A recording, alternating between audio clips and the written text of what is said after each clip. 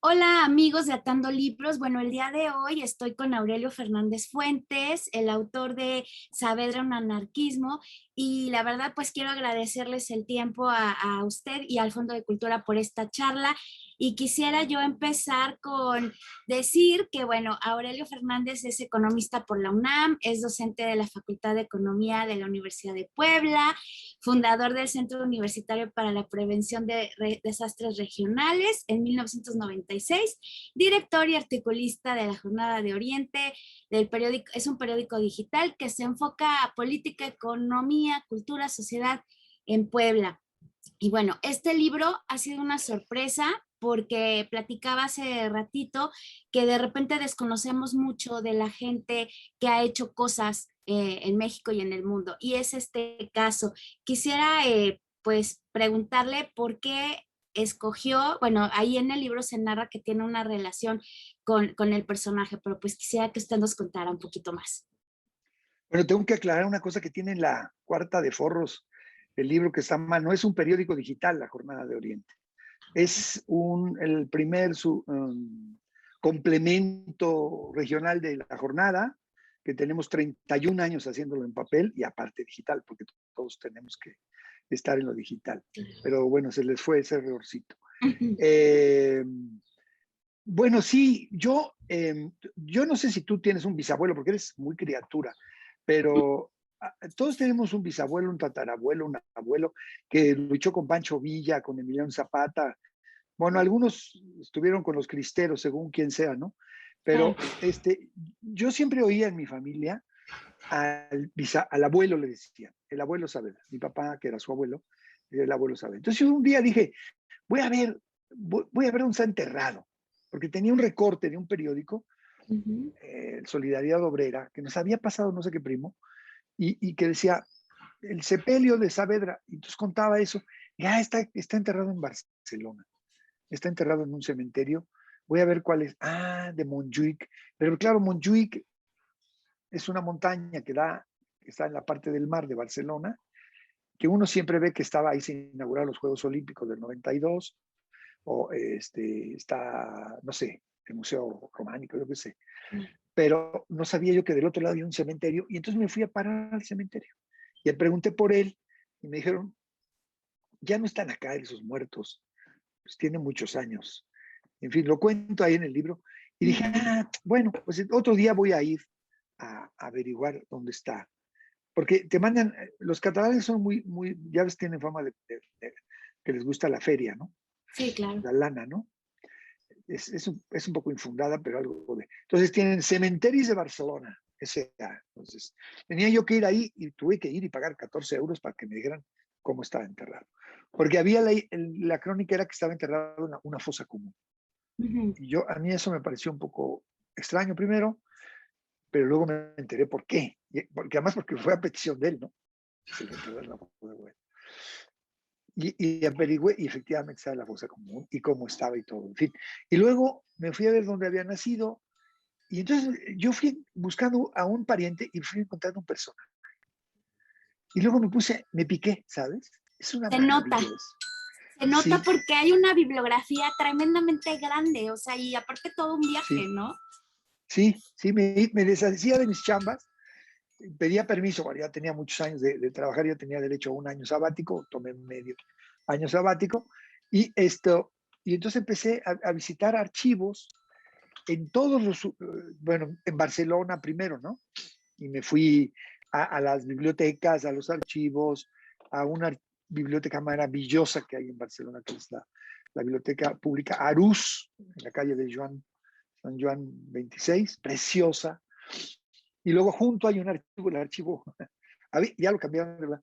El archivo enciclopédico popular, maravilloso también, donde encontré muchas cosas, amigos, además. Luego me fui a un montón de otros archivos. Madrid, porque en Madrid actuó, sabes que dirigió ahí el periódico Tierra y Libertad. ¿Qué tal el lema que decía uno que era zapatista? Pues no, es un lema ruso de los anarquistas claro. rusos, de los Narodnis, Y ahí que cuenta, llegó, ¿no? Que ajá, lo retoman en México con Francisco, bueno, con Emiliano Zapata, porque tenía alrededor anarquistas, ¿no? De hecho, claro, sí lo leí, ¿eh? Hice todos mis apuntes, aplica para examen, ¿eh? todos mis apuntes. O sea, es que la Qué verdad padre. este personaje es bien interesante porque tuvo una vida muy nutrida, o sea, eh, fue de los libres pensadores, ¿no? Enemigos de Alfonso XIII, pero también fue herbolario y fue boticario. Entonces, yo creo que en el periplo de todo este libro, que de repente se antoja como un compendio y luego se vuelve un poco la crónica y de repente sí anota ciertos datos, uno se va dando cuenta de cómo hay lazos entre México, Cuba y España, ¿no? Y cómo este hombre se movió en tantas aguas.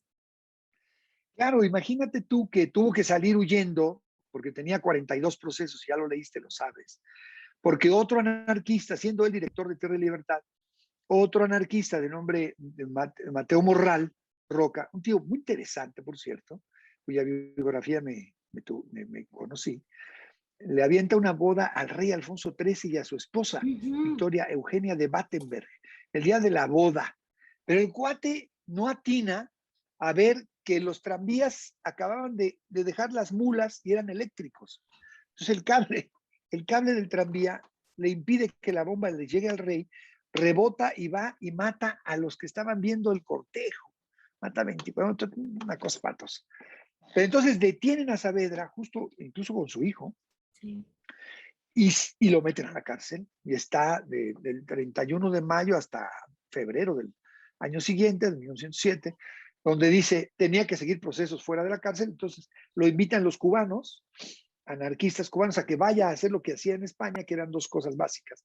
Las giras de propaganda anarquista, también llamadas excursiones, por eso se llamaban excursionistas, tenían un gran prestigio, y dirigir el periódico Tierra, cosa que no hace en realidad nunca, pero sí escribe. Entonces, los magonistas, es increíble lo que yo voy descubriendo, Sí.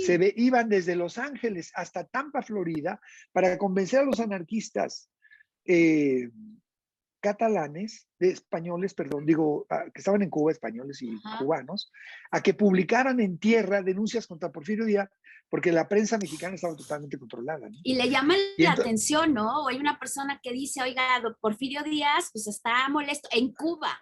Y él ya, no, pero contestan, ¿qué poder no, tiene lo este que hombre? ocurre es que él crea una columna que se Ujú. llama La Inquisición en México y empieza a tomar las denuncias de los Flores Magón y otras y las escribe porque tiene una pluma muy ligera, muy agradable. Y las escribe y pasa el periódico y entra a Progreso, Yucatán, luego llega a Mérida. Y el gobernador de Mérida, que se llamaba Enrique Muñoz Arístegui, no Aristegui, lo aclaró ya la güera Carmen. Bueno, Arístegui, detiene a los anarquistas que eran también anarquistas y catalanes, estaban distribuyendo el periódico, y los deportan a partir del artículo 33 famoso y por extranjeros perniciosos. A uno lo tienen un año completo. Bueno, pero entonces este gobernador le pide al presidente Porfirio Díaz que actúe contra el tal Garín, que era su seudónimo, y lo hace, y yo tengo las cartas que están en la Secretaría de Relaciones Exteriores, maravillosos documentos, le pide en La Habana que actúe contra el periódico y contra Garín. Y en menos de 2 meses ya están deteniendo a Garín en la redacción. O sea, el tipo actuó contra Porfirio Díaz sin nunca haber venido a México, nunca se haberse enterado que su familia, sus descendientes iban a venir por refugiados por la guerra de España a México. O sea, el tipo había actuado en todos los frentes, siempre a través de la idea y siempre a través del convencimiento. Sí, y hay que resaltar algo. Él tenía, bueno, su mamá le dejó una herencia, 750, si no mal recuerdo, pesetas, pero él dice, no, yo prefiero irme y entonces el primo se queda con la herencia y le da el dinero de lo que usted menciona, ¿no? Para hacer esta gira, para empezar a generar pues toda esta parte de movimiento, ¿no? Con tierra y libertad. Y eso también es admirable, ¿no? Porque pues tiene familia, se casa, tiene hijos, De pero hecho, él entra cuando siempre se queda viudo con 4 hijos. Sí, tiene esta claro. idea Y de con ese perseguir, dinerito claro. pone un periódico, es su primer periódico fundado, La Voz del Terruño, en Morón de la Frontera, durante las grandes huelgas campesinas andaluzas de 1902 a 1904, que por cierto me costó mucho descubrir porque los historiadores no las tenían registradas. Huelgas obreras, me dijo mi amigo, pero eso no existió. Espérate, déjame ver. Y yo, revisando los periódicos, porque quiero decir un elogio al periodismo, la mayor cantidad de información que yo obtuve fue de los periódicos. Yo creo que hay que exaltar eso como un hecho fundamental. ¿Dónde está la historia? ¿No? Bueno, ahorita ya Claro, tenemos medios electrónicos y todo, pero ahora es apasionante, Angélica, meterse a los archivos y descubrir cosas que hasta a veces te dan risa, ¿no?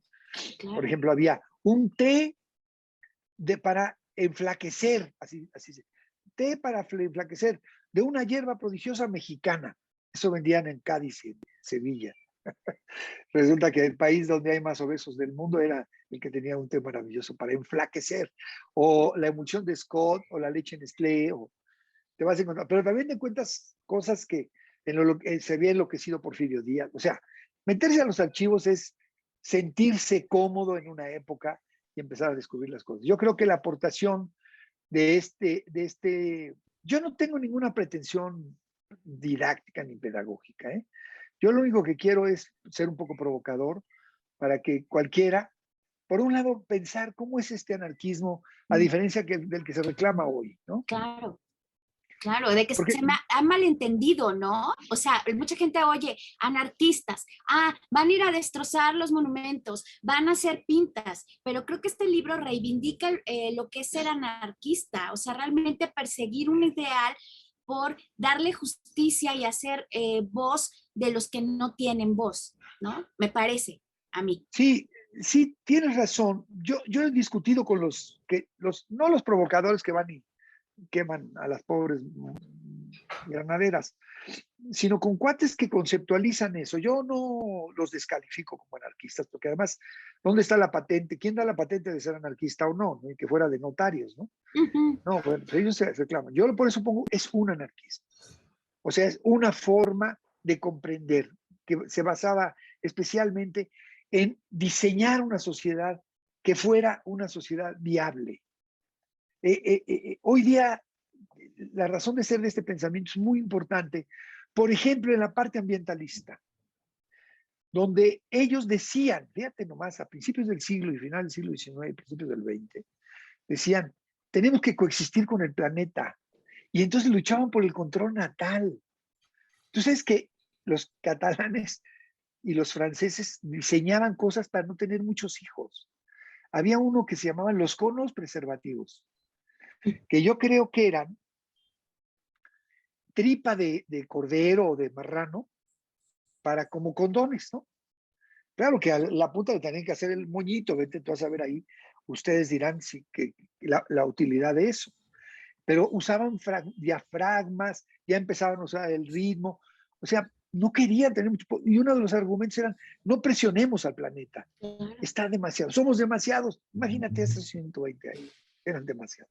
sí, Entonces, esa parte ambientalista la tenían, ¿no?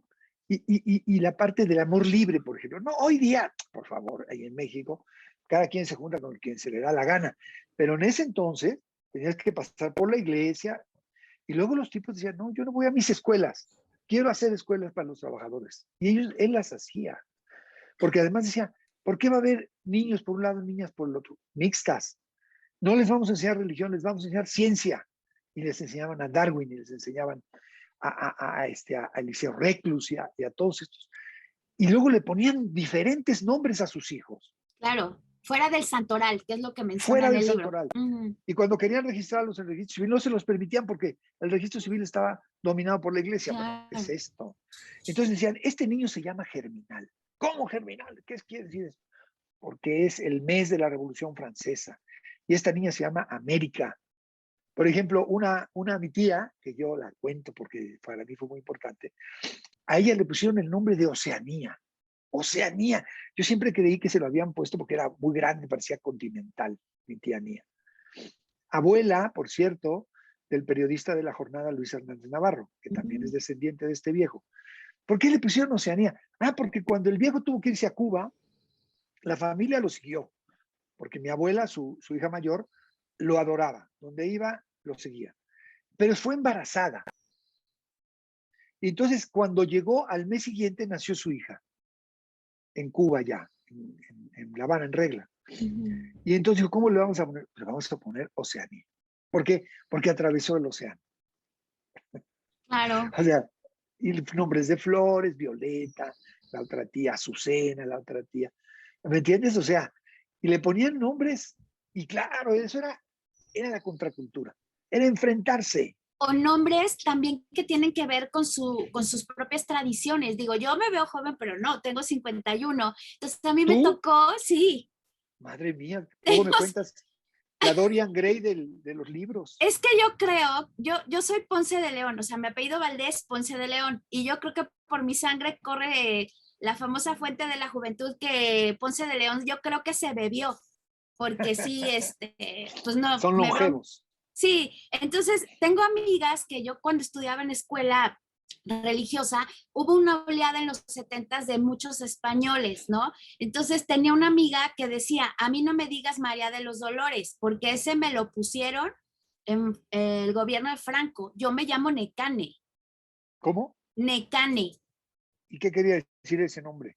No, no me acuerdo, pero se enojaba si le decías María de los Dolores. Decía, yo no me llamo así, me llamo Necane.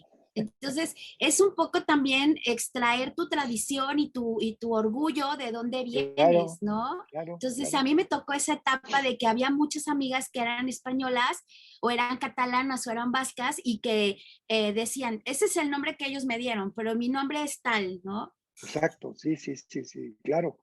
Por ejemplo, yo tenía una prima que le querían poner, ya en el periodo de Franco, le querían poner Armonía, que a mí es un nombre que me gusta muchísimo, de Armonía. Ah, no, te llamarás Concepción, porque así dice la religión católica. Bueno, se opusieron a todo, estos Claro. cuates hicieron una contracultura maravillosa y una forma de comportamiento. Oye, imagínate tú que practicaban no solo el amor libre, la unión libre, sino el nudismo, Ujú. Y el porque eran, vegetarismo, y ser eran vegetariano. vegetarianos, Ujú. o sea, eran completamente contrarios al alcohol, incluso a las fiestas. El viejo escribe un artículo que a mí me encanta, contra, porque ahí en La Habana, imagínate La Habana, por favor, también que están en contra de la música en La Habana, pues es Pecado contra natura, mortal. claro. Entonces resulta que el piso de arriba de la redacción de Tierra, él vivía ahí, dormía y todo, ¿no? Lo hicieron de ser un centro de reuniones proletarias, lo hicieron un centro de baile. Despotrica contra el centro de baile, pero en ese despotricar hace un elogio de las cadencias, del baile de las parejas. Me parece fantástico. Pero, bueno, pero porque eran así, ¿no? Pero al mismo tiempo era muy simpático. O sea, cuando lo meten a la cárcel porque ofendió al presidente Porfirio Díaz, Ujú. le pregunta el juez, oiga, ¿es usted anarquista? Y el tipo contesta, por el momento soy anfibio. Y Y dice, afiliado ah, al muy bien, pancismo. ya lo que te lo leíste. Sí. Muy bien, firme ahí, puedes salir. O sea, los otros no sabían nada y esto se los estaba cotorreando todo el tiempo. O sea, hay que hacer estos ejercicios de la memoria que creo que nos van muy bien a todos, ¿no? Sí, y recuperar pues cosas que de repente uno da por hecho, ¿no? O sea, lo de Emiliano Zapata de Tierra y Libertad, bueno, trae a otra historia, la Claro, conexión, lo que yo decía, ¿no? Entre Cuba, ¿no? Este lazo tan fuerte que tenemos con los cubanos en historia, en compartir un pasado común, pero también este origen, ¿no? Que vemos a este personaje pues desde Cuba empezar a mover ahí las aguas con su periódico, también revalorizar el papel del periodismo y eso yo se lo agradezco porque yo soy periodista y nuestro oficio desgraciadamente se ha visto muy desvirtuado por todo el mundo cree que escribe, todo el mundo cree que habla, todo el mundo cree que puede ser periodista. Y no, el periodismo es una vocación, tienes que prepararte, tienes que leer, tienes que investigar y verificar lo que estás investigando que sea cierto. Y yo creo que este libro tiene mucho de eso. O sea, lo que usted cuenta de fui, busqué, se oye sencillo cuando lo platica, pero ¿cuánto tiempo se tardó en documentar todo lo que viene en este libro? Porque pues es impresionante el cúmulo de información. Es porque fue un placer. Mm. Tú sabes, siendo periodista, el placer que te da descubrir un dato. Yo no me echaban de los archivos. Señor, que ya vamos a cerrar. Espérense tantito. Me falta una hojita nada más. Mañana vuelo a México. Un placer. Mira, hay un poema de Constantín Cavafis. Ahora no recuerdo el nombre, pero es un elogio del viaje. Dice, hay que, hay que disfrutar más el viaje que el llegar a puerto, a llegar a puerto. Yo estoy encantado disfrutando este arribo a puerto del libro, pero no sabes cómo disfruté, cuánta gente conocí, las horas que lo repetiría. El otro día alguien me preguntaba, ¿crees que el libro esté completo, que ya haya sido, que esté todo dicho? Claro que no. Yo me metería otra vez a buscar 20,000 veces el mismo dato por el simple placer de hacerlo. ¿Me entiendes? Porque es un placer verdaderamente maravilloso encontrar. Luego, preguntarse cómo lo vas a contar. Entonces yo dije, pues, si yo tengo una beta periodística, que la tengo, bueno, pues la voy a utilizar, voy a hacer una crónica y lo voy a contar. Ya lo leíste, veo que ya lo leíste, o al menos en su mayor parte.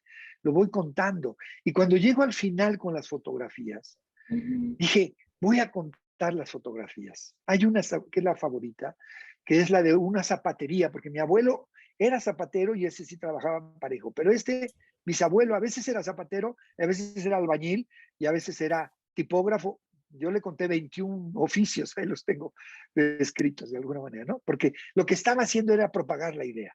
Entonces se Claro. dedicaba a eso, pero como no recibían salario por eso, no había becas, no había nada, no había profesionalismo, tenían que ganarse la vida. Entonces iban a trabajar a ratos, ¿me entiendes? Para poder hacerlo. Entonces, yo te digo, es realmente placentero y ojalá, mañana sábado La tenemos sábado presentación. 12, la presentación a la 1, que creo que va a estar muy linda, porque los que la van a presentar son, bueno, mi hermana del alma Blanche Petrich, de La Jornada, el gran estudioso de estas cosas, Armando Bartra, que también tiene un libro maravilloso.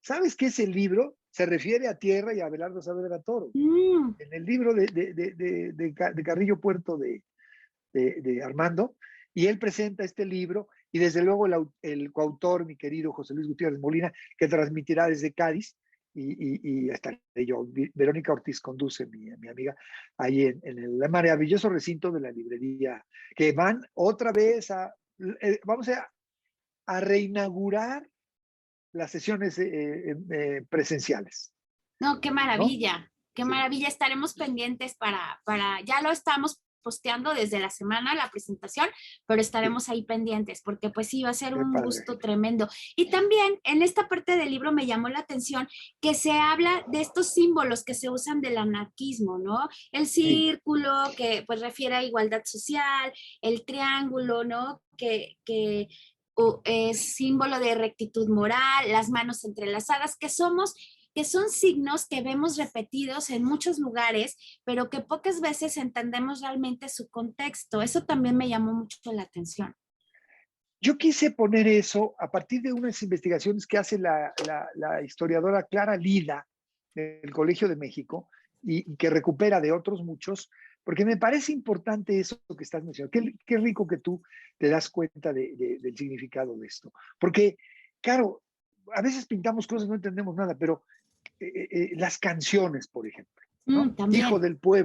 Hijo del pueblo, te oprimen cadenas, tanta injusticia no puede seguir. Si he de vivir en un mundo de penas, antes que esclavo, prefiero morir, ¿no? Que esas canciones, y todo había una cosa, la palabra religión, y la uso, se enojan mis amigos porque la anticlericales, pero religión quiere decir religare, es decir, armar una liga, hay relaciones.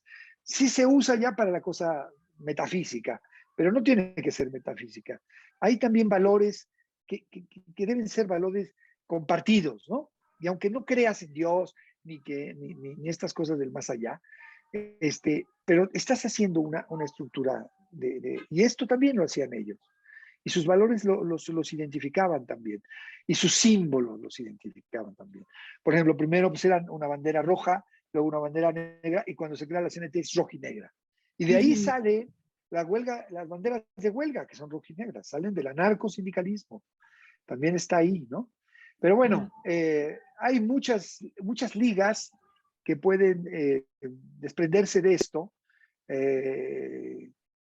y que, hombre, ojalá y alguien se interese, alguien, no, ya tengo muchos amigos que se lo han bebido. Yo tenía miedo, dije, ching, va a ser un poco aburrido. Hay un capítulo, el segundo, con todas las huelgas anarquistas. Yo me había Ujú. echado todos los periódicos, tenía 150 páginas de eso. Dije, híjole, los que no sean historiadores se van a aburrir como abulones. Entonces, lo reduje muchísimo y traté de hacerlo animado para sacar las cosas más importantes, ¿no? Pero no deja de ser una documentación importantísima. Y luego, como me picaron la cresta los historiadores de que no existían esas huelgas, dije yo que sí, que no, que como chingados, ¿no? Ahí están, si las tenemos documentadas, ¿cómo que? Entonces ya le gané a los historiadores en eso. No, y creo que también pues reivindica lo que estábamos hablando hace un rato, ¿no? Lo que uno piensa por anarquismo y realmente pues sí da un contexto muy amplio. Ahora, ¿por qué hacer una crónica y no hacer una novela histórica? Pensando en aquellos que, híjole, de repente están acostumbrados a leer novelita, yo le llamo fast and easy, ¿no? Mira, la novela histórica tiene la gracia de que te introduce en el tema y en los personajes y todo, ¿no? Y para el que la escribe, tiene la ventaja de que puedes volar y siempre dirás que es tu ficción y que no, que lo advertiste. De hecho, el ensayo, el libro de Armando Bartra, lo advierte, ¿no? Dice, voy a tratar de... Es curioso porque acaba siendo realmente una cosa de mucho rigor científico, aunque no pone pies de página, que era lo que yo quería hacer y no me dejaron mis amigos del fondo, sino echarte la lectura más fluida. Pero no, en este caso te la vas echando y si quieres ver de dónde lo saqué, ahí está, y si no, no, ¿no? Ujú. Eh, Muchos me dijeron, ¿por qué no escribes una novela? Porque, le digo, es que yo tengo, me va a pasar como Armando, eh, quiero hacer una novela y acabo viendo si el dato es correcto, ¿no? O sea, porque eso de la novela pues, te permite, pues una época, una cosa, pero no hay este rigor y hay quien se pone nervioso. Es como tú que eres periodista, sabes bien. Estás haciendo una declaración, pero si no tienes la fuente, pues más bien advierte de lo que está haciendo. Sin embargo, yo me he hecho 3 o 4 intentos ficcionales, si te fijas, ¿no? Ujú. Cuando empiezo a decir qué estaban haciendo cuando se fueron ¿dónde estaban cuando el viejo ya se iba para Cuba y la hija y el marido le fueron diciendo cosas que yo sabía que eran parte, que no tenía documentación? Por ejemplo, mi abuelo es un personaje muy ligado a él, y yo no lo conocí porque incluso murió antes que él, creo que por fumador, en el 33. Tengo el acta de defunción, dice por bronco, Broncoaspiración. no, broncopneumonía, le Mm. pusieron así, en el acta de difunción. No, por fumador. Este, pero era un amante del teatro, ¿me entiendes? Ujú. Entonces, yo supongo que le pregunta al viejo, oye, ¿se podrá hacer teatro en Cuba? ¿No? Yo hago una ficción ahí que tiene que ver con los relatos familiares, ¿no? Que si querían esto, que si el otro, que si los demás allá. Entonces, me doy esa licencia, pero lo advierto. Oigan, esto es una suposición. O cuando entra Cuba, yo me puse a investigar qué música había en Cuba cuando él llegó. Entonces me encuentro con una canción que seguro tú has bailado. ¿Te gusta bailar? Sí, me encanta. Bueno, hay una canción que se llama Suavecito. Suavecito. Bueno, hay una estrofa que dice, una linda sevillana le dijo a su maridito, ¿cómo sigue? Me gusta mucho la música cubana o no sé qué. Entonces, yo lo refiero a que él se había quedado viudo 7 años antes, se acordaba de la linda sevillana que le di, pero ni así él se volteaba a pelar a los bongoceros cubanos que estaban por todos lados, por las calles. Porque esos cubanos todos tocan y todos cantan. Sí, claro. Entonces, ¿no? Pero él choca con esa cultura de, del Del Pues ruido, de la fiesta, sí, de la fiesta, de una del música que no es la jícamo. suya. Le dicen los músicos del jícamo. Sí, de las descargas que le dicen cuando se juntan, o sea, ese tipo de cosas, ¿no? Entonces, no, pues hay unos chocos culturales también, que por más que digas, soy ciudadano del mundo, o sea, al final de cuentas, naciste en Sevilla Ujú. y te gustan el soleares, ¿no? Digo, si tú has visto lo que es la música andaluza, es muy poderosa. A mí, por ejemplo, me subyuga, ¿no? Ver el baile y ver el cante y Sí, el esas cosas, cante hondo, a bueno. su madre.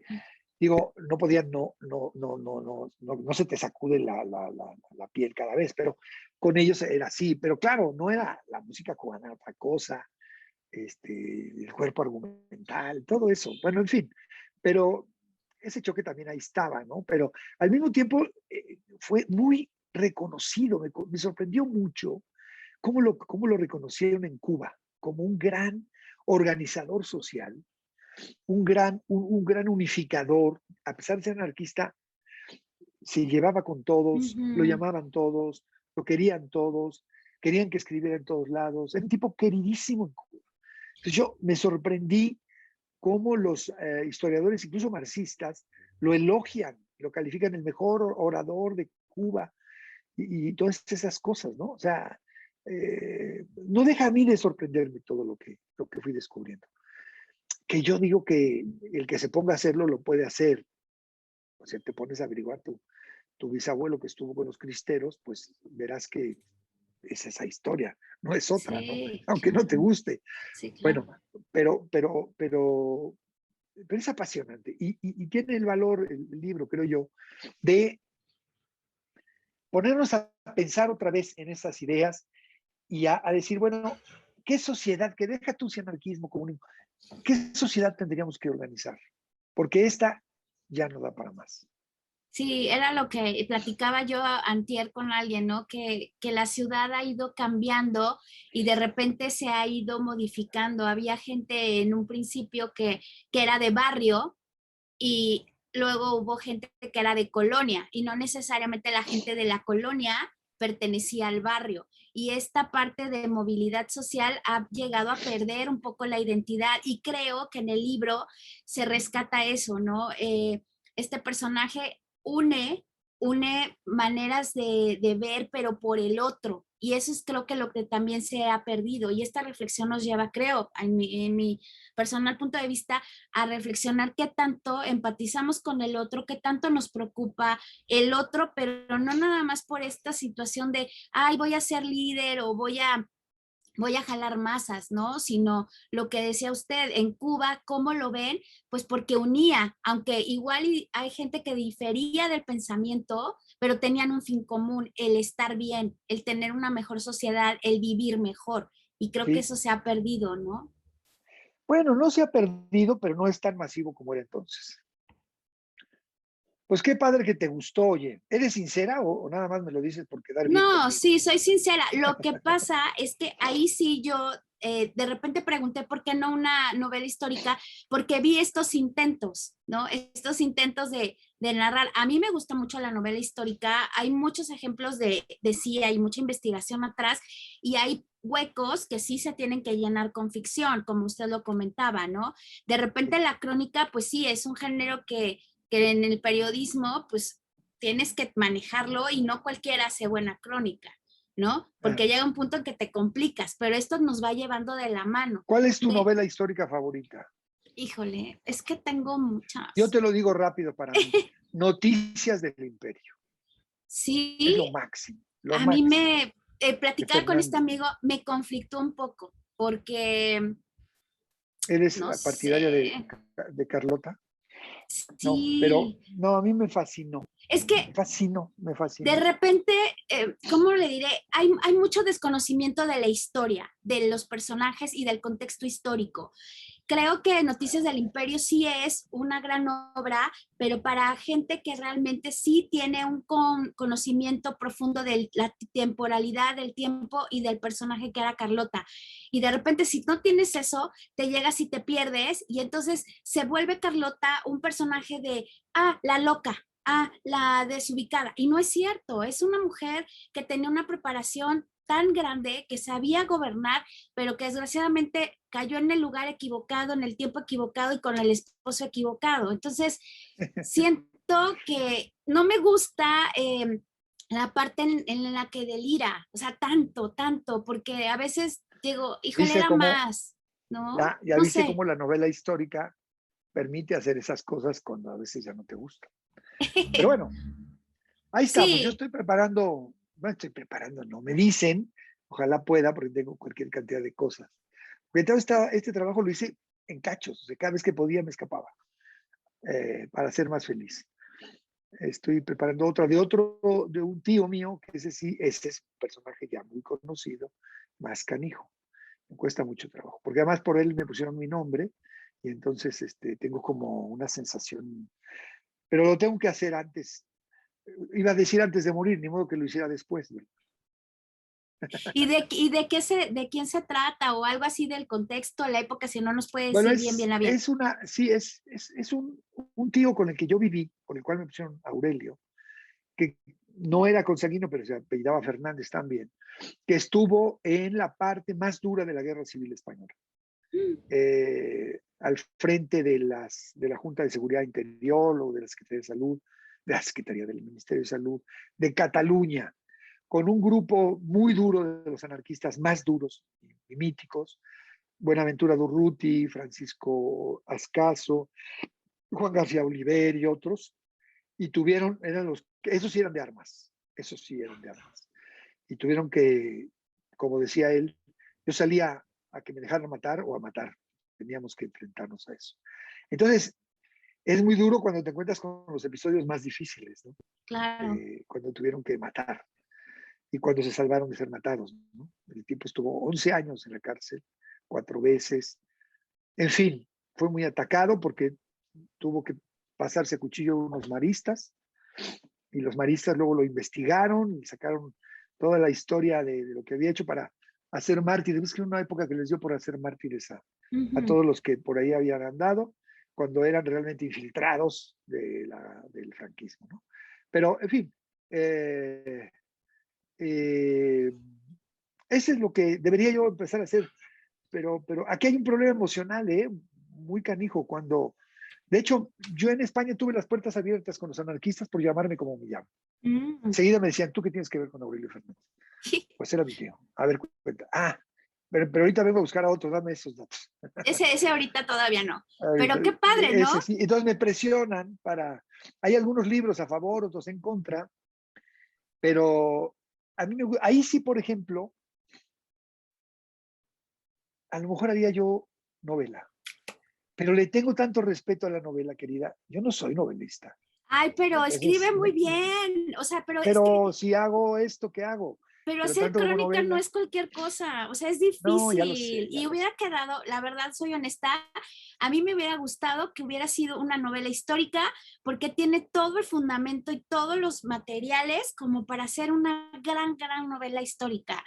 Y Pero ser novelista es cosa sí, seria. yo lo sé, No, yo estoy estudiando porque quiero escribir lo que decía ah, usted, rescatar estas historias de los bisabuelos, de los abuelos. O sea, mi bisabuela traficaba whisky.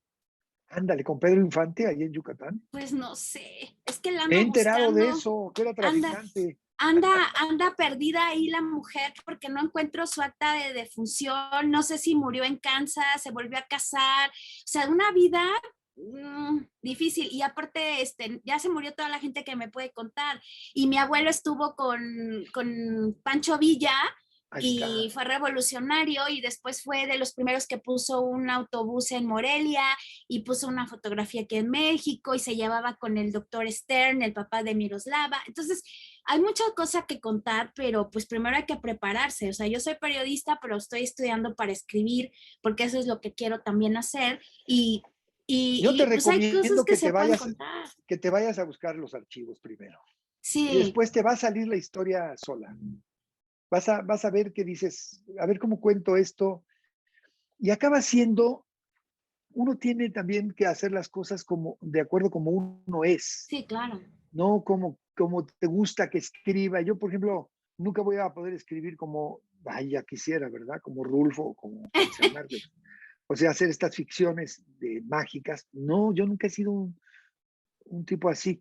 Tienes que escribir las cosas como... Y yo dije, voy a escribirlas como como las estoy contando. Claro, Porque es eso lo que estoy haciendo, una crónica. sí, Y claro. luego es una biografía o dos biografías, pero con metadatos, dice la parte de cartógrafo que tengo. Tienes que Ujú, explicar dónde estás sacando las cosas, ¿no? sí, claro. Entonces, yo no digo que no lo haría, porque estos ensayitos que hice para jugar conmigo mismo, me gustaron, ¿no? En una de esas la hago así. Y luego Pero fíjate que la podría... narra muy a gusto, muy rico, o sea, el café, yo aquí tengo mi cafecito, ¿verdad? Creo que cada quien tiene su estilo y eso nos lo dicen en la carrera. Escribe como tú eres, como a ti Sí, te gusta. Y yo creo que el hacer una novela histórica, pues sería muy padre, porque también, pues esta parte de anarquismo ya vemos que le corre por la sangre. pues sí, lo mamé, como digo ahí, lo mamamos en la leche, algo nos salió. Oye, pues qué gusto platicar contigo, ¿eh? No, Es hombre. muy padre, No, de pues veras. para mí es Es un un honor placer. que yo pueda platicar con alguien que sabe tanto y que Ah, este no, no. libro, la verdad sí, o sea, hay que reconocer, digo, yo soy chava en esta parte del conocimiento y bueno, me gusta mucho platicar y aprender siempre, ¿no? Entonces, pues quisiera yo A mí agradecer también. la oportunidad de estar con Aurelio Fernández Fuentes y bueno, pues muchas gracias al fondo, a usted por su tiempo y pues hay que leer esta crónica y entender otra forma diferente de entender el anarquismo. Y muchas gracias por su tiempo. No, gracias, mujer. Ha sido un placer de veras conversar contigo, ¿eh? Y puesto Gracias. para las que quieras.